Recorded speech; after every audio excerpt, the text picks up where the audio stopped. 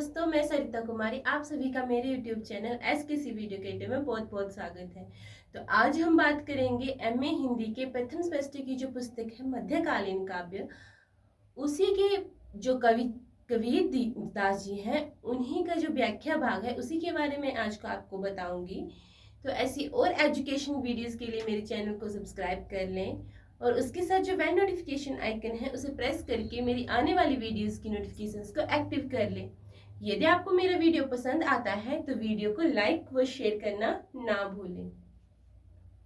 तो जैसे कि मैंने आपको पिछली वीडियोस में मध्यकालीन काव्य के महत्वपूर्ण प्रश्न बताए थे और उन्हें मैंने एक एक करके एक्सप्लेन भी किया है। मतलब इसमें 4 कवि हैं, इन चारों कवियों के जो महत्वपूर्ण प्रश्न थे वो मैंने आपको एक्सप्लेन किए हैं। आप मेरी वीडियो में जाके एसकेसी वीडियो क्रिएटिव चैनल पे जाके वो क्वेश्चन की वीडियो आप देख सकते हैं। तो आज हम बात करेंगे जो इसके पहले कवि हैं कबीर दास जी, उन्हीं के जो व्याख्या भाग है उसमें से जो महत्वपूर्ण व्याख्या है उन्हीं के बारे में आपको बताऊंगी। तो इसकी जो पहली महत्वपूर्ण व्याख्या है वो इस प्रकार से है। तो इसकी जो पहली महत्वपूर्ण व्याख्या है वो पहली ही है, कबीर दास जी का जो पद संख्या है 160 से लेके 209 तक है, इसमें व्याख्या की गई है। और आप जो है मैं आपको इस बुक में से जो मतलब महत्वपूर्ण होंगी वही बताऊंगी। एग्जामिनर क्या करता है कि एग्जामिनर कोई भी लाइन बीच में से उठा के क्वेश्चन पेपर में डाल देता है, परंतु आपको अगर स्टोरी पता होगी कि कबीर दास जी के जो पद हैं इनमें क्या बोला गया है, तो आपको जब आप एग्जाम करोगे ये पेपर दोगे तो आपको कोई प्रॉब्लम नहीं आएगी। और आप अगर लाइन कहाँ से भी एग्जामिनर ने डाली हो आप उसे अच्छी तरह से एक्सप्लेन कर सकते हैं। परंतु जब भी आप व्याख्या को एक्सप्लेन करते हैं तो सबसे पहले उसका प्रसंग, फिर उसकी व्याख्या, और जो सबसे महत्वपूर्ण होता है वो होता है विशेष।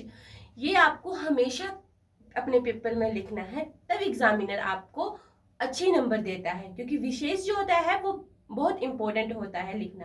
तो इसकी जो पहली व्याख्या है वो है, लोकामति के भोग रे जो काशी तन तजे कबीर, तो राम ही कहा निहोरा रे। तब हम वैसे अब हम ऐसे, यह जन्म का लाहा रे। ज्यों जल मैं जल पैसी न निकसे, यूं दूरी मिले जुलाहा रे। ब्राह्म भक्ति पर जाको हित ताको अचरज कहा रे। गुरु प्रसाद साध की संगति, जग जीते जाई जुलाहा रे। कहे कवि सुनहु रे संतो, भ्रमी परे जिनी कोई रे। जस काशी तस मगहर उसर, हिरसे राम सती होई। तो इसके जो शब्दार्थ है उसमें जो पहला है, लोका का मतलब है लोक, निहोरा का मतलब है कृपा, लाहा का मतलब है लाभ, पैसी का मतलब है प्रवेश करके, और निकैसी का मतलब है निकलना, और अचरज का मतलब है आश्चर्य। तो इसका जो प्रसंग बनेगा वो है, प्रस्तुत पद आचार्य हजारी प्रसाद द्विवेदी द्वारा संपादित पुस्तक कबीर से अवतरित है।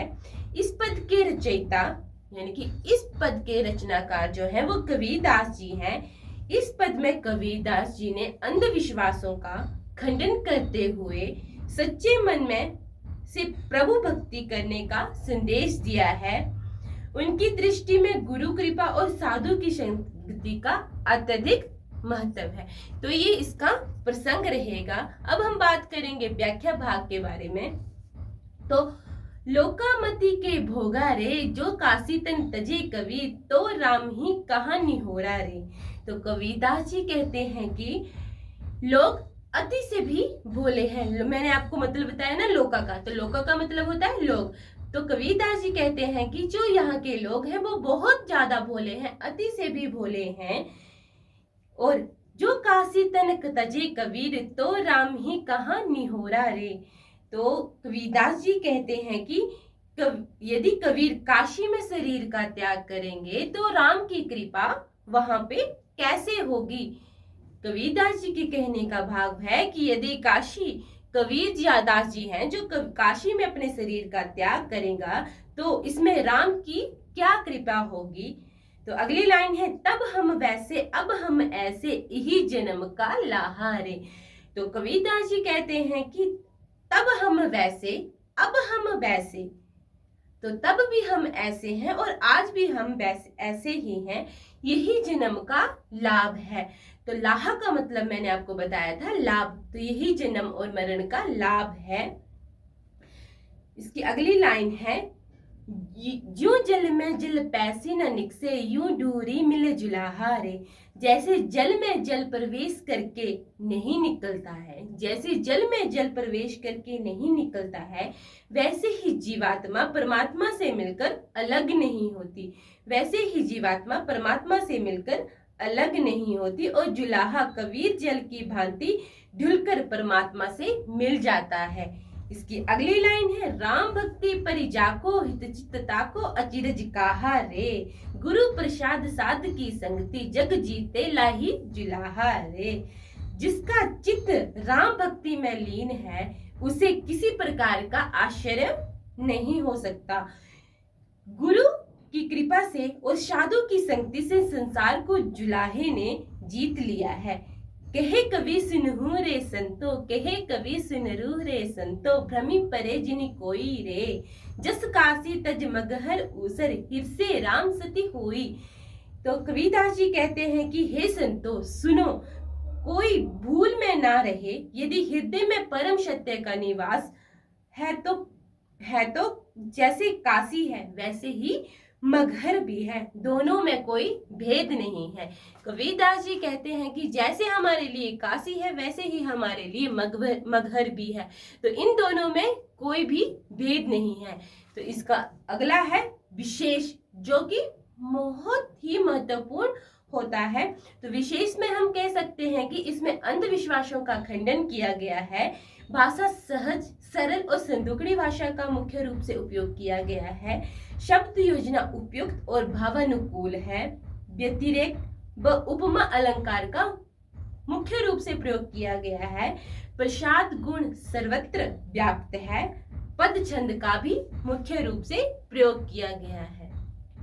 आपको मेरा वीडियो कैसा लगा कमेंट बॉक्स में ज़रूर लिखें। यदि आपको मेरा वीडियो पसंद आया है तो इसको लाइक व शेयर करना ना भूलें।